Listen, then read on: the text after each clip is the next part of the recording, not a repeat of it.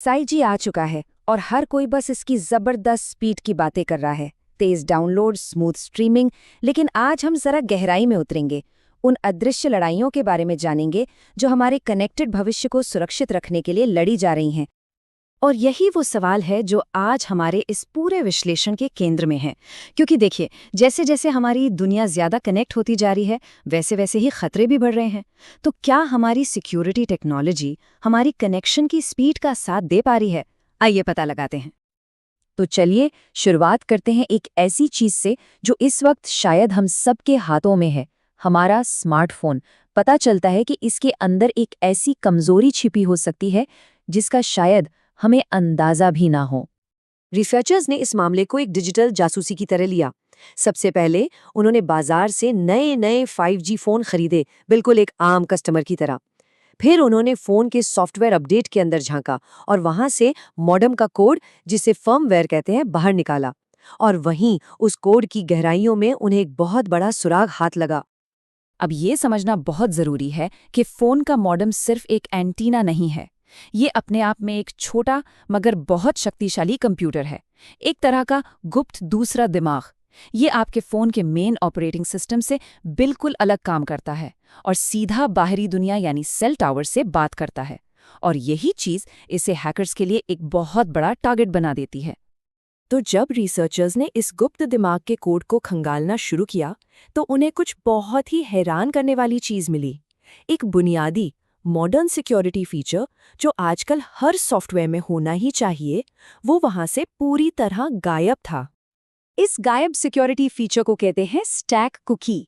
इसे एक digital guard की तरह समझिए, जिसका काम ये पक्का करना है कि कोई भी डेटा अपनी तय की हुई जगह से बाहर न फैले। अगर ये गार्ड ना हो तो एक हैकर जानबूझकर जरूरत से ज्यादा डेटा भेजकर सिस्टम को ओवरफ्लो कर सकता है और फिर उस पर अपने कंट्रोल कर सकता है। असल में रिसर्चर्स को कोड का एक ऐसा हिस्सा मिला जो पूरी तरह से आंखें बंद करके काम कर रहा था। उसे ये पता ही नहीं था कि जो डेटा आ रहा है वो कितना बड़ा है और उसे कहाँ रखना है। ये तो ऐसा हुआ जैसे किसी दरवाजे को बिना ताले के खुला छोड़ दिया गया हो। और इसका नतीजा ये हुआ कि मॉडेम के कोड की सिर्फ इस एक गलती ने अटैकर को फोन में घुसने का एक खुफिया दरवाजा दे दिया। उन्हें बस हवा के जरिए एक खास तरह का मैसेज भेजना था और वो दूर बैठे ही फोन पर कब्जा कर सकते थे, वो भी बिना किसी को भनक लगे। तो ये तो हुई एक फोन को हैक करने की बात। अब जरा सोचिए, क्या होगा अगर हमला किसी एक डिवाइस पर नहीं बल्कि पूरे के पूरे 5G नेटवर्क पर ही कर दिया जाए। यहाँ लड़ाई और भी ज्यादा स्मार्ट हो जाती है, क्योंकि अब हथियार खुद आर्टिफिशियल इंटेलिजेंस है। देखिए, 5G की सबसे बड़ी खासियतों में से एक है नेटवर्क स्लाइसिंग। ये एक कमाल का आइडिया है। इसमें एक ही नेटवर्क को कई वर्चुअल नेटवर्कों में बांट दिया जाता है और हर एक नेटवर्क एक खास काम के लिए होता है। जैसे सेल्फ ड्राइविंग कारों के लिए एक सुपर रिलायबल लेन और वीडियो स्ट्रीमिंग के लिए एक सुपर फास्ट लेन। और ये सब कुछ एक स्मार्ट AI मैनेज करता है। पुराने जैमिंग अटैक्स बड़े सीधे होते थे। वो बस बहुत सारा शोर पैदा करके सिग्नल को दबा देते थे।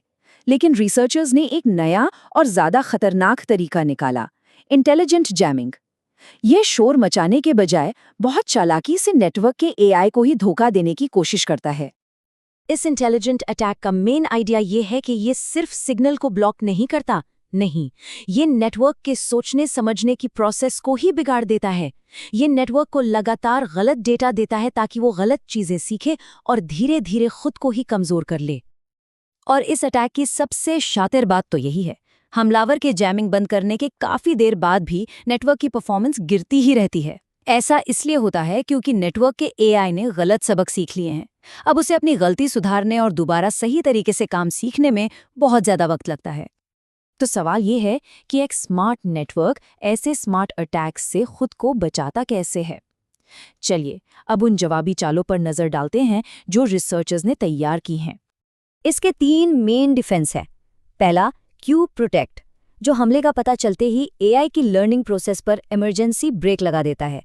दूसरा, रैंडम ऑप्ट, जो नेटवर्क के काम करने के तरीके में थोड़ी बहुत रैंडमनेस डाल देता है, जिससे अटैकर के लिए उसके पैटर्न को समझना मुश्किल हो जाता है।